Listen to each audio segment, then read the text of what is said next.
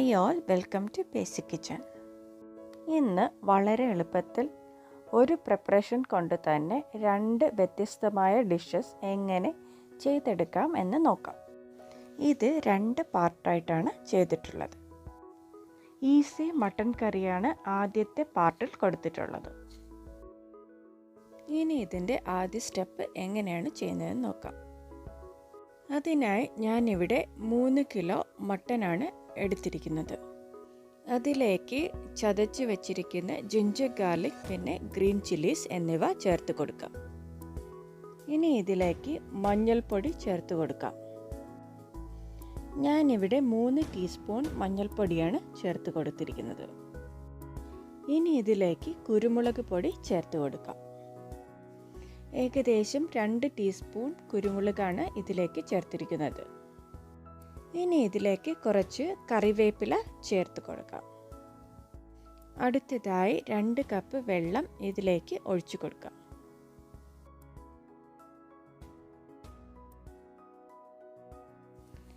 ഇനി ഇത് നല്ലവണ്ണം ഒന്ന് ഇളക്കി മസാലകളെല്ലാം കഷ്ണങ്ങളിലേക്ക് യോജിപ്പിച്ചെടുക്കാം.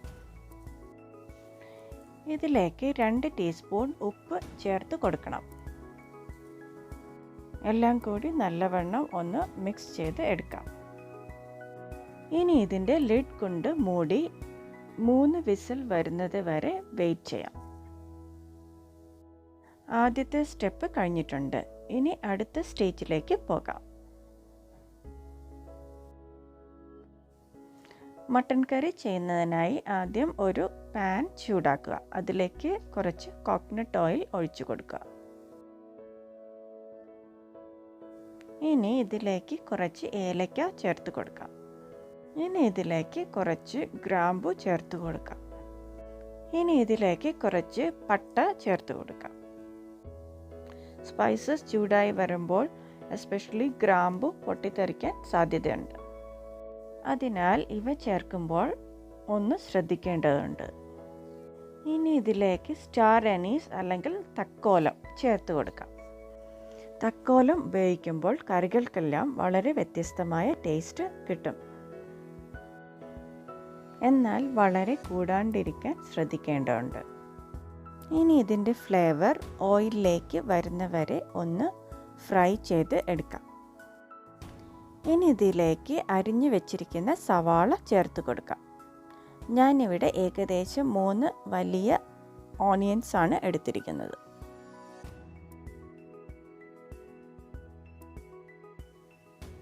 ഇനി ഇതിനെ ഉപ്പും കൂടി ചേർത്ത് ഒന്ന് നല്ലവണ്ണം വഴറ്റിയെടുക്കാം. സവാളയെല്ലാം നല്ലവണ്ണം വഴന്ന് കിട്ടിയിട്ടുണ്ട്. ഇനി ഇതിലേക്ക് കുറച്ച് കറിവേപ്പില ചേർത്ത് കൊടുക്കാം. ഇനി ഇതിലേക്ക് കുക്ക് ചെയ്ത് വെച്ചിരിക്കുന്ന മട്ടൻ്റെ മീറ്റ് മാത്രം ചേർത്ത് കൊടുക്കാം. കുക്ക് ചെയ്ത് വെച്ചിരിക്കുന്നതിൽ നിന്നും ഏകദേശം പകുതി മീറ്റാണ് ഞാനിവിടെ കറിക്കായി എടുത്തിരിക്കുന്നത്. ഇനി ഈ മട്ടൺ ഒന്ന് റോസ്റ്റ് ചെയ്തെടുക്കണം. അതിനായി സ്റ്റൗ ഒന്ന് ലോ ടു മീഡിയം ഫ്ലെയിമിൽ വെച്ച് 3 മുതൽ 4 മിനിറ്റ് വരെ മട്ടൺ ഒന്ന് ഫ്രൈ ചെയ്ത് എടുക്കാം. മട്ടൺ പീസസ് ഒന്ന് മീഡിയം ഫ്രൈ ചെയ്തെടുത്താൽ മതിയാകും. മട്ടൺ എല്ലാം റോസ്റ്റായി കിട്ടിയിട്ടുണ്ട്. ഇനി ഇതിലേക്ക് കുറച്ച് മല്ലിയില ചേർത്ത് കൊടുക്കാം. മല്ലിയില ഈ സ്റ്റേജിൽ ചേർക്കുമ്പോൾ മല്ലിയിലയുടെ ഫ്ലേവർ മസാലയിലേക്ക് കിട്ടുന്നതാണ്. ഇനി ഇത് നല്ലവണ്ണം ഇളക്കി യോജിപ്പിച്ച് എടുക്കാം. ഇനി ഇതിലേക്ക് ആവശ്യമായ മസാലപ്പൊടികൾ ചേർത്ത് കൊടുക്കാം. ഞാനിവിടെ 1 ടേബിൾ സ്പൂൺ മീറ്റ് മസാലയാണ് ചേർത്തിരിക്കുന്നത്.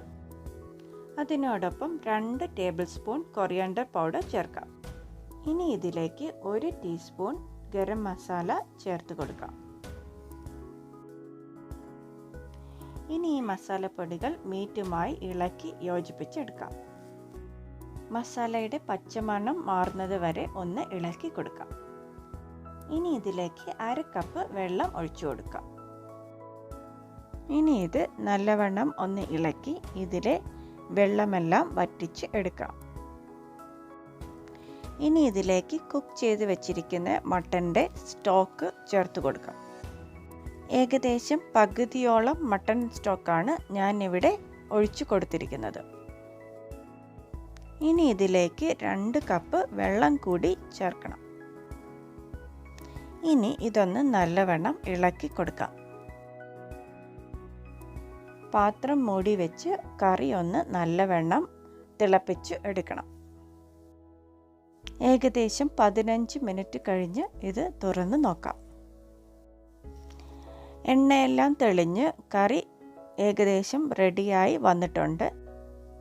ഇനി ഇതിലേക്ക് 1/2 കപ്പ് തിക്കായുള്ള കോക്കനട്ട് മിൽക്ക് ചേർത്ത് കൊടുക്കാം. അരമണിക്കൂർ കൊണ്ട് തന്നെ എളുപ്പത്തിൽ വളരെ ടേസ്റ്റിയായ മട്ടൻ കറി റെഡിയായിട്ടുണ്ട്.